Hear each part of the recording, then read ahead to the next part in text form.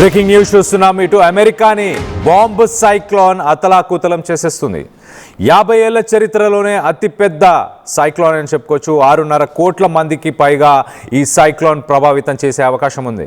ఇటు New York, Boston, Massachusetts అలాగే Rhode Island ప్రాంతాల్లో 2 అడుగుల మేర మంచు ఆల్రెడీ కురిసింది. ఇటు న్యూయార్క్లో ఎమర్జెన్సీని డిక్లేర్ చేశారు. ఇటు ప్రయాణాలన్నిటిపైన నిషేధాన్ని విధించారు. ఇటు న్యూయార్క్ అలాగే బాస్టన్ నగరాల్లో స్కూల్స్ని కూడా బంద్ చేశారు. ఇటు అమెరికా వ్యాప్తంగా 10,000 విమానాలను రద్దు చేశారంటే ఆలోచించవచ్చు. నిన్న ఒక్కరోజు మాత్రమే 5,600 విమాన సర్వీసులను రద్దు చేశారు. ఎయిర్పోర్ట్లన్నీ ఖాళీగా ఉన్నాయి ప్రస్తుతానికి. ఇటు బాస్టన్, న్యూయార్క్ అలాగే ఫిలడెల్ఫియా, వాషింగ్టన్ డీసీలో ఎయిర్పోర్ట్లను మూసివేశారు. ఇటు న్యూజెర్సీ, డెలావేర్, మిడ్ అట్లాంటిక్ ప్రాంతాల్లో కూడా ప్రస్తుతానికి కరెంటు కోత నడుస్తుంది. అంధకారంలో దాదాపు 2,60,000 మంది ప్రజలు ఉన్నట్టు తెలుస్తుంది. 100 కిలోమీటర్లకు పైగా వేగంతో ఈదురుగాలులు వీస్తున్నాయి. అసలు ఈ బాంబు సైక్లోన్ అంటే ఏంటి?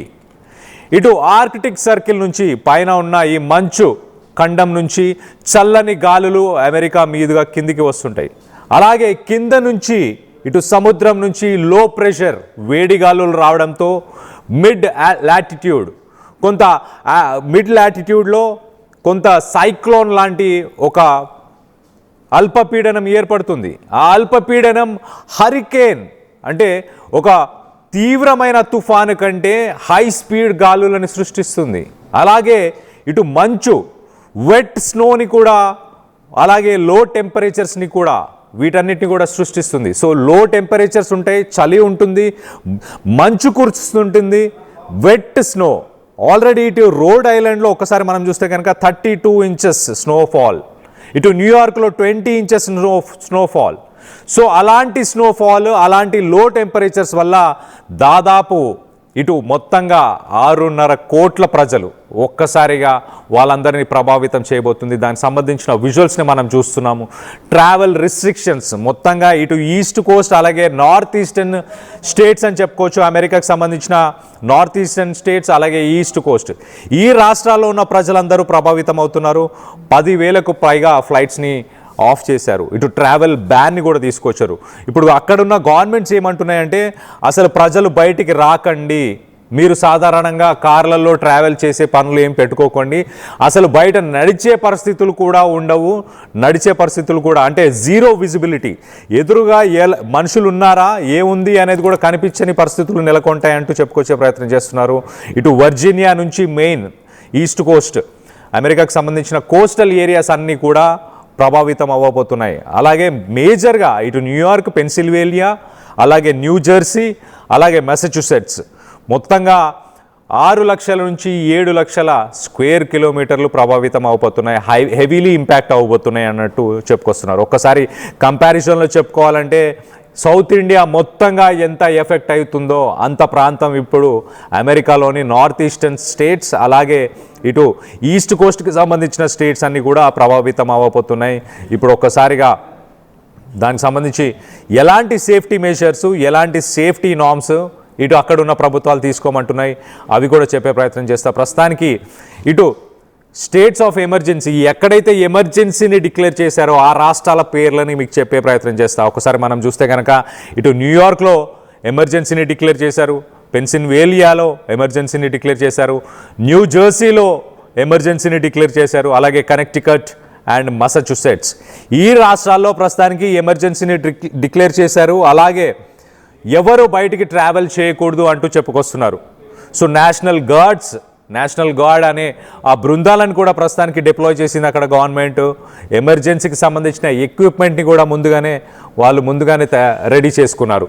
ఇటు మనం విజువల్స్లో చూస్తున్నాం కదా, అలా కొన్ని డోజర్స్ కానీ పొక్లైన్స్ని కానీ యూజ్ చేస్తూ స్నోని రిమూవ్ చేయడానికి కూడా ప్రస్తుతానికి ఎక్విప్మెంటు, దానికి సంబంధించిన సిబ్బందిని డిప్లాయ్ చేశారు ఆల్రెడీ.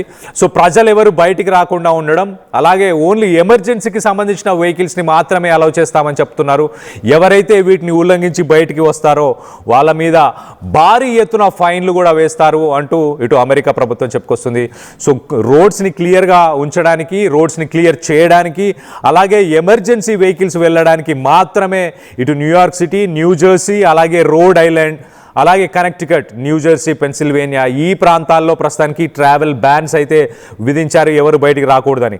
ఒకసారి పబ్లిక్ ట్రాన్స్పోర్ట్ అలాగే ఇటు ఎయిర్పోర్ట్స్కి సంబంధించి డీటెయిల్స్ కూడా చెప్పే ప్రయత్నం చేస్తా. రీజనల్గా ఉన్న పబ్లిక్ ట్రాన్స్పోర్ట్ సిస్టమ్స్ అంటే ఇటు బస్సెస్ కానీ, మెట్రో కానీ, లేకపోతే ఇటు దానికి సంబంధించి నేషనల్ హైవేస్ కానీ, సర్వీస్ రోడ్స్ కానీ వీటన్నిటినీ కూడా ప్రస్తుతానికి నిలిపివేశారు, మొత్తంగా నిలిపివేశారు. అలాగే 10,000కు పైగా ఫ్లైట్ సర్వీసెస్ని క్యాన్సిల్ చేశారు. దీనికి సంబంధించి ఇంటర్నేషనల్ రూట్స్ కూడా ప్రస్తుతానికి ఇటు ఎయిర్ ఇండియాకి సంబంధించి కూడా ఎయిర్ ఇండియా ఫ్లైట్స్ ఏవైతే ఇటు అమెరికాకి వెళ్ళే ఫ్లైట్స్, న్యూయార్క్కి కావచ్చు, ఇటు జాన్ ఎఫ్ కెనడీకి వెళ్ళే ఫ్లైట్స్ కావచ్చు, వీటన్నిటిని కూడా ప్రస్తుతానికి క్యాన్సిల్ చేశారు.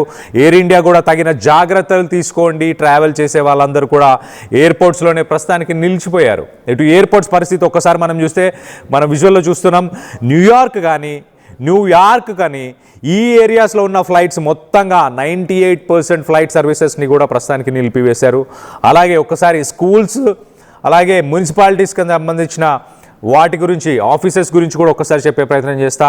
ప్రస్తుతానికి మేజర్ స్కూల్స్ డిస్ట్రిక్ట్స్లో ఉన్న ప్రతి స్కూల్ని కూడా ప్రస్తుతానికి షట్ డౌన్ చేశారు. ఇటు న్యూయార్క్ సిటీకి సంబంధించిన పబ్లిక్ స్కూల్ సిస్టమ్ని మొత్తంగా క్లోజ్ చేశారు. స్నో డేస్ కారణంగా వీటన్నిటినీ క్లోజ్ చేశారు. అలాగే ఆన్లైన్ లెర్నింగ్కి ప్రస్తుతానికి షిఫ్ట్ చేశారు. సో ఇంట్లోంచే క్లాసెస్ని అటెండ్ అవ్వాలంటూ చెప్పుకొచ్చే ప్రయత్నం చేస్తారు. కొన్ని ప్లేసెస్లో అసలు ఆన్లైన్ క్లాసెస్ కూడా అవసరం లేదంటూ వాటిని కూడా నిలిపివేశారు. సో సిటీకి సంబంధించిన ఆఫీసెస్ ఒక్కసారి చెప్పే ప్రయత్నం చేస్తా. సిటీ ఆఫీసెస్కి సంబంధించిన అంటే మున్సిపల్ ఆఫీసెస్ కానీ ఇలాంటి గవర్నమెంట్ ఆఫీసెస్ని కూడా నిలిపివేశారు. ఇన్ పర్సన్ ఎవరు వచ్చి పర్సనల్గా వచ్చి ఆఫీసెస్ని విజిట్ చేయాల్సిన అవసరం లేదు, విజిట్ చేయకూడదు అంటూ వార్నింగ్స్ కూడా ఇచ్చారు. ఆఫీసెస్ని కూడా క్లోజ్ చేశారు. ఇటు సిటీస్ వార్నింగ్ సెంటర్స్ని ఓపెన్ చేశాయి, ఎమర్జెన్సీ షెల్టర్స్ని కూడా ఓపెన్ చేశాయి. ఎవరైతే వర్కర్స్ ఉన్నారో వాళ్ళు ప్రస్తుతానికి ఈ వీధుల్ని, స్ట్రీట్స్ అన్నిటిని కూడా ప్యాట్రోలింగ్ చేస్తున్నారు. ఎవరైతే నిరాశ్రయులు అంటే ఇల్లు లేని వాళ్ళు ఎవరైతే ఉన్నారో వాళ్ళందరినీ కూడా ఇటు షెల్టర్స్కి షిఫ్ట్ చేస్తున్నట్టు కూడా తెలుస్తుంది. ఇటు పవర్ కంపెనీస్ ఒక్కసారి ఎప్పటికప్పుడు దాదాపు 2,60,000 మంది ప్రస్తుతానికి చీకట్లో ఉన్నట్టు తెలుస్తుంది. వాళ్ళకి మళ్ళీ పవర్ని ఇవ్వడానికి, రిపేర్స్ చేయడానికి కూడా ఆ పవర్ సంబంధిత సిబ్బంది కూడా ప్రస్తుతానికి పనిలో నిమగ్నమై ఉన్నట్టు తెలుస్తుంది. సో మొత్తం మీద టెంపరేచర్స్ ఇటు భారీగా తగ్గనున్నాయి. అలాగే వెట్ స్నో అంటే తడి స్నో, ఇటు తడిగా ఉండే మంచు కురిసే అవకాశం ఉంటుంది కాబట్టి జీరో విజిబిలిటీ, ఎదురుగా వ్యక్తులు ఎవరున్నా కూడా కనిపించని పరిస్థితి కాబట్టి సో ప్రజలు ఎవరు బయటికి రావద్దు. అలాగే గాలులు ఒక్కసారి చూస్తే కనుక ఇటు ఈదురు గాలులు కూడా దాదాపు 100 కిలోమీటర్లకు పైగా వేగంతో ఈదురు గాలులు ఉండబోతున్నాయి. ఇటు ఎమర్జెన్సీ మేనేజ్మెంట్ ఏజెన్సీస్, ఇటు పెమ్మా అలాగే ఫెమ్మా ఈ ఏజెన్సీ అయితే ప్రస్తుతానికి ఎలాంటి ప్రికాషన్స్ తీసుకోవాలి, అక్కడున్న ప్రజలు సేఫ్టీ మెజర్స్ కానీ ప్రికాషన్స్ కానీ ఎలాంటి సేఫ్టీ మెజర్స్ తీసుకోవాలని కూడా చెప్పుకొస్తున్నాయి ఇటు పెమ్మా అలాగే ఫెమ్మా. ఒకసారి అవి కూడా చెప్పే ప్రయత్నం చేస్తాను.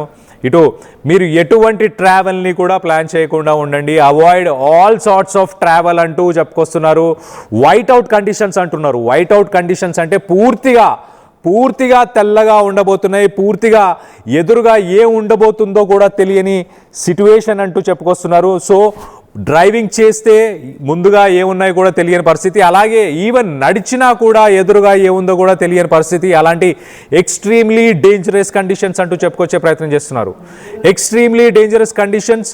సో ఇంటి పట్టనే ఉండండి అంటూ చెప్తున్నారు. అలాగే అవాయిడ్ ఓవర్ ఎగ్జర్షన్ అంటే మీరు మీ ఇంటికి సంబంధించి మీ మెయిన్ డోర్కి బయట కానీ ఆ గార్డెన్ ఏరియాస్లో కానీ పరిసర ప్రాంతాల్లో కానీ స్నోని మీరు రిమూవ్ చేయాలనుకుంటే షావలింగ్ అంటారు. ఒక షావల్తో పాటు ఆ మంచుని పక్కకు తీసే ప్రయత్నం చేస్తారు. ఒకవేళ అలాంటిది ఏమైనా చేయాలనుకున్నా కూడా ఎప్పటికప్పుడు ఫ్రీక్వెంట్గా బ్రేక్